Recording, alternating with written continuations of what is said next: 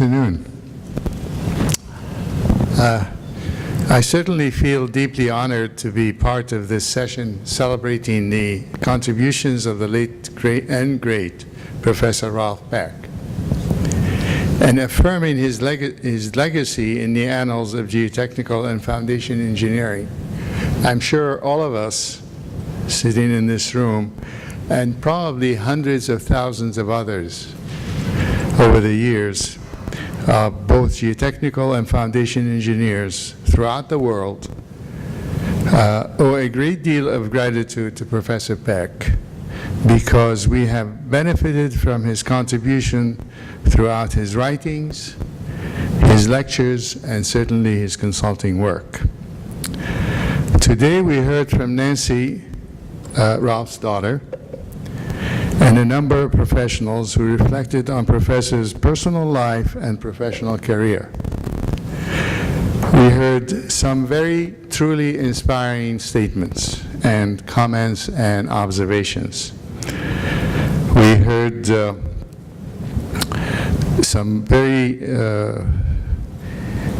perceptions that Professor Peck left us with, and many of these comments today were inspiring. Some were entertaining, obviously, as you found out not long ago. And certainly all of them have been very informative. I learned a lot today about, I've known Professor Peck for many years, but heard a lot of things I had not heard before today. And I think Professor Mesri mentioned that not only was Professor Peck a gentleman, but also a gentle man.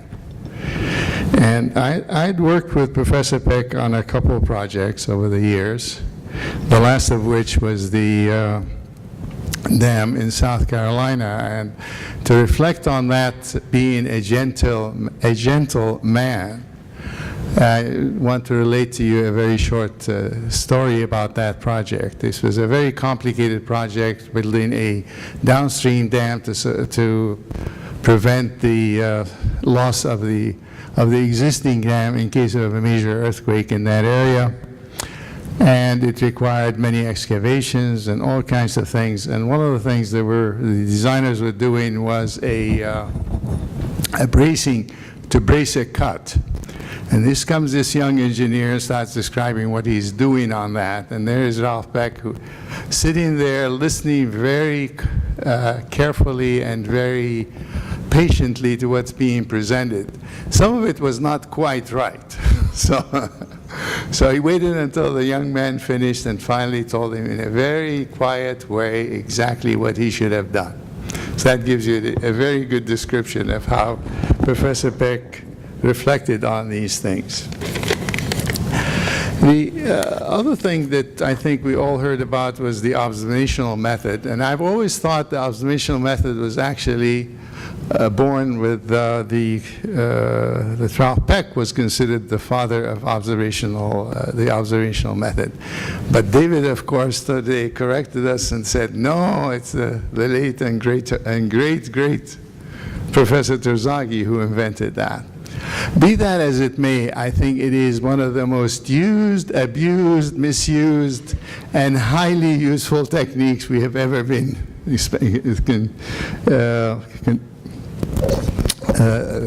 exposed to. And on that issue, I think, I don't know how many of you are aware of a series of DVDs prepared by a committee in Washington called the ICODS, the Interagency Committee on Dam Safety. They commissioned a series of lectures that were captured on DVD, and the first one obviously was Professor Peck's, which was done about in the mid-90s, if I remember correctly. I listened to that very, very carefully, that tape, because I'm heavily involved in many dams, many places. And it has some absolutely marvelous things. But to me, what really stays with me since I heard it was his observation at the end of that DVD. And what he said was, no matter how hard we try, we can never have zero risk. because he was commenting on the observational and the collecting of data and making adjustments as we go along using the observational method. So he said we could never have zero risk. What we need to do is to have conscientious surveillance. And what hung with me was the word conscientious. And a lot of abuses and misuses of the observational method are associated with a lack of conscientious observations, measurements, and evaluations. I think any of you who really is involved in dams should certainly at least listen to that one DVD, if not all 6 of them. There are 6 out now, and I think you'll find them very useful. Again, I'm very happy to be here today and reflecting on my dear friend, Professor Prakash, who's done such a marvelous job with these. We're now doing number 7. Number 7, I think I've attended each and every one. So I've been very happy with that.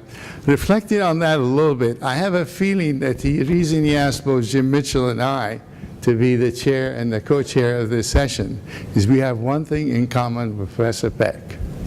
The 3 of us are graduates or alumni of Rensselaer Polytechnic Institute. So here to Rensselaer. Thank you very much.